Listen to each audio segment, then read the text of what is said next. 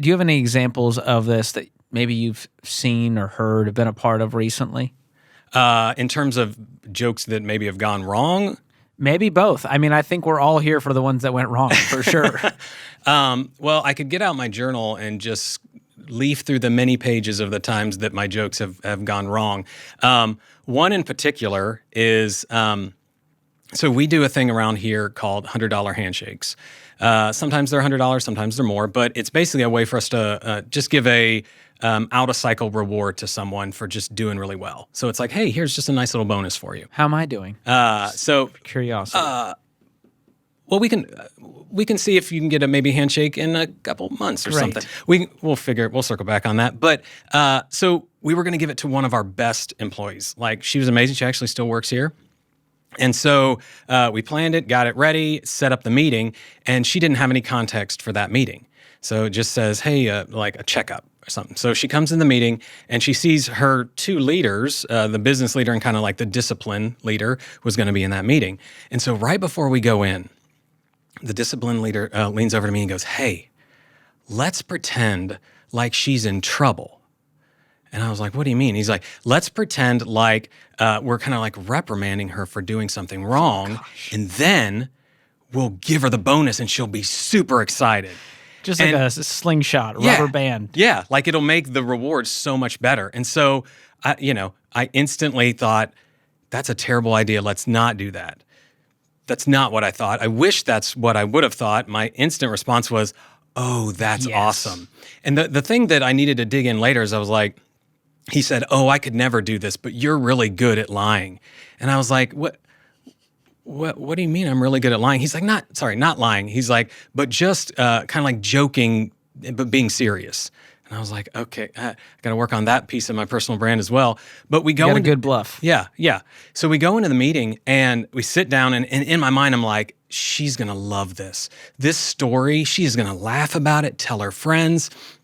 So I start going and I've fabricated this story that she was listening to something on her headphones and like some sort of word, like it bothered somebody. And so we just had to talk to her about it.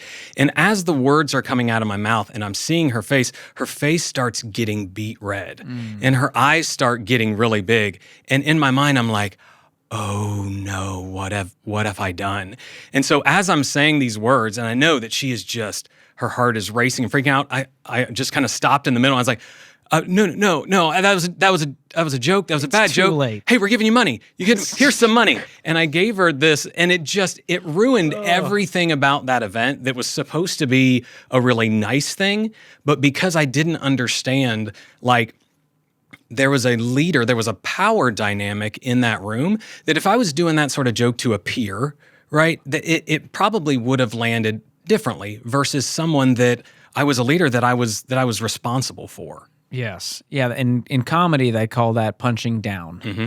It's not as funny. When you punch up, it's a little bit funnier, which is hard to do in an organization. And I make fun of Dave on air in a lighthearted way. Clearly, I respect Dave, but when we're on the Ramsey show, sometimes a well-timed joke just snuck in there makes for some great radio. Yes. But the same principles can apply in the meetings, and it comes down to, do I have a mutual respect? Do I have a relationship with this person? Do they have the context? Is this the right time? Is it actually a serious time and not the right time to crack a joke? Or is there tension that could be diffused? So there is a lot of benefits to humor in the workplace. Of course, we got to do it right. We don't want to violate HR policy. We're not here to upset people and hurt feelings.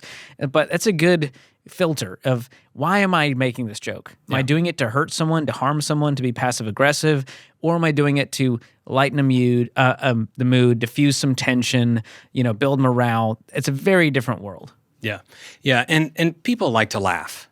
People like to have fun, and so if you have a work environment that has none of that, people are not going to want to come to work. They're not going to enjoy their work. All of those jokes and fun is going to happen at lunch or at a water cooler, or some other place like happy hour. And then it's going to be this boring dredge of a day at work.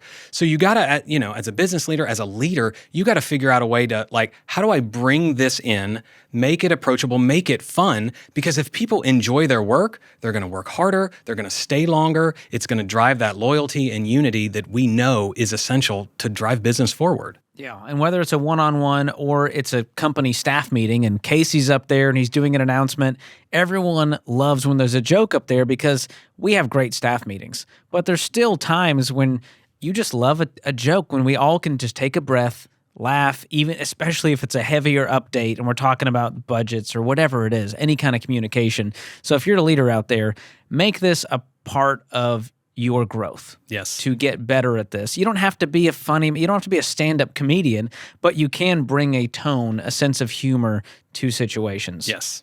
I love that. Any other benefits you want to talk about here? I would just say mostly if you aren't, you were kind of talking about at the end, like if you're not good at humor, I would say if you want to start telling jokes, don't lean into like dad jokes, right? And don't make fun of anybody else. Like make fun of yourself.